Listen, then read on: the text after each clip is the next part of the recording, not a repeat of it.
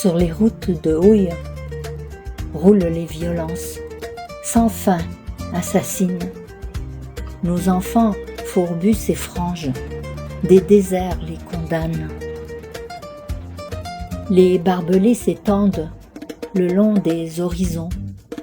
1000 et 1000 pointes hérissent les sentiers. Leurs rasoirs nous tailladent, violent nos sanctuaires. Des grillages quadrillent nos têtes, leurs mailles se multiplient, nous cisaillent. Soudain, l'enfer du décor. La langue frémit, transperce le cœur, nu devant l'amour, tourmente de la convoitise. Le sang afflue à l'épiderme, le bal est ouvert au preneur. La chair effleure la moiteur du satin noir du brasier. Les rivages ne se rejoignent guère, s'extirper des couleurs psychédéliques. Les couloirs s'assombrissent, attendre les grandes heures lisses.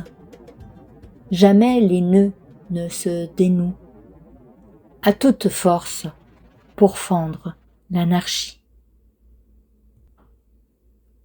Lune d'ivoire, visage blême penché sur l'enfance, effrayante crevasse, le soir, tard. Un voile referme son œil sur les peut-être. À l'aube, cavité dans l'esprit. Quand se dépose la rosée, bourgeon violacé.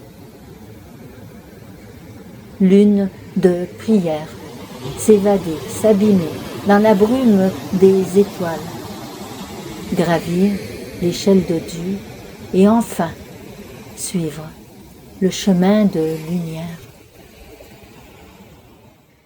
Quand je vous lis, il me vient à l'esprit une parole qu'avait dite Woody Allen. Il avait dit que malheureusement, la culture ne peut rien au malheur de la vie. On ne peut rien, par la culture, on ne pourra rien sauver. Et c'est effectivement ce que je pense moi aussi. Et moi, je voudrais vous demander, qu'est-ce que peut changer la poésie dans le monde? Est-ce qu'elle est plus forte que la culture? Est-ce qu'elle est plus forte que le cinéma? Est-ce que par vos poèmes, vous avez l'impression que vous changez quelque chose, par exemple au Québec ou dans le monde, ou même chez vos proches?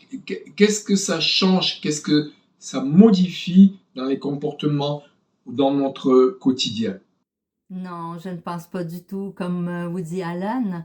La culture est l'élément constitutif de notre identité. S'il n'y avait pas de culture, il n'y aurait pas d'humanité, il n'y aurait pas de civilisation. Elle ne guérit pas les malheurs, mais elle les transforme. Elle révèle la beauté dans la noirceur. Est-ce que la poésie est plus forte que la culture? Elle en fait partie, comme tous les arts, mais elle touche plus directement l'âme, à mon avis. Peut-elle changer les comportements? Certainement. Imaginez un monde sans art, sans musique, sans poésie, sans cette élévation intérieure, il ne resterait que chaos. La poésie ne console pas, mais elle nous tient debout. Je crois que la poésie est refuge et résistance. Et surtout, elle garde vivant le rêve sans lequel on disparaîtrait.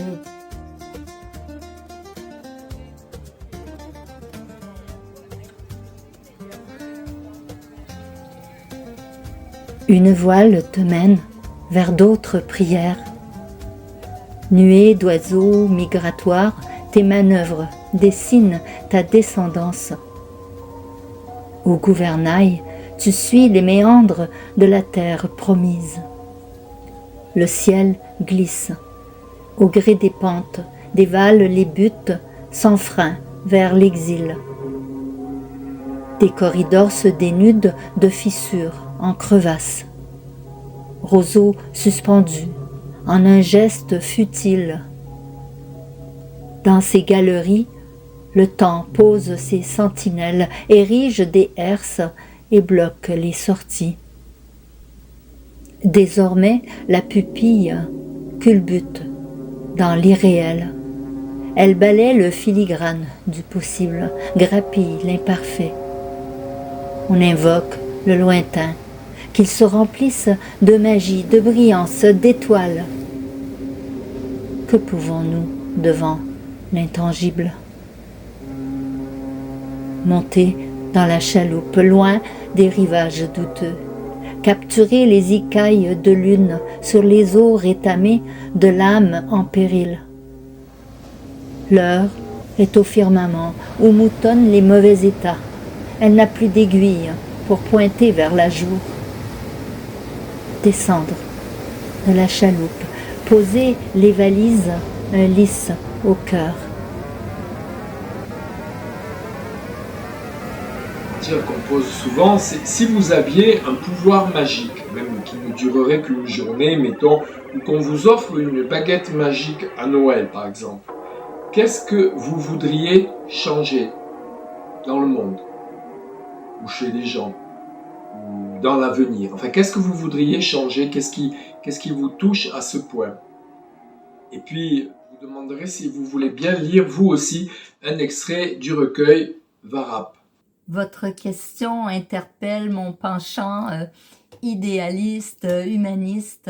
Si j'avais vraiment une baguette magique, je ferais en sorte que la beauté ne soit jamais séparée de la justice, que l'art soit au cœur de chaque vie, que le rêve ne soit jamais un luxe, mais une nécessité.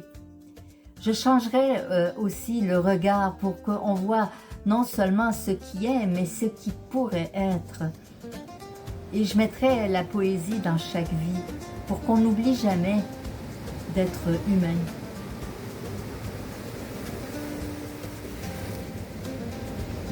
Mayday, Mayday, Mayday. Tu transmets en morse ton épouvante. Ce chant de détresse détermine ta destination. Rien ne peut l'entraver. Dans la cale, une lanterne clignote, flambe ton berceau. Les spectres te hantent, tu luttes, affranchi du joug de l'errance. Sans frein, sauter dans l'inconnu, voir les fissures respirer, poumons hors du thorax, ça gémit dans les regrets. L'élastique claque, le ventre frémit, le long des routes mamelonnées, déraper sur des couleuvres. Les cavités accueillent le plongeur, ses palmes s'agitent. Tout arrive, sauf les secours. Quand vient minuit, l'aiguille tressaute dans le cadran. Quel est ce va-et-vient? Comment reconnaître ce qui toque à la porte du doute? La délivrance se dérobe.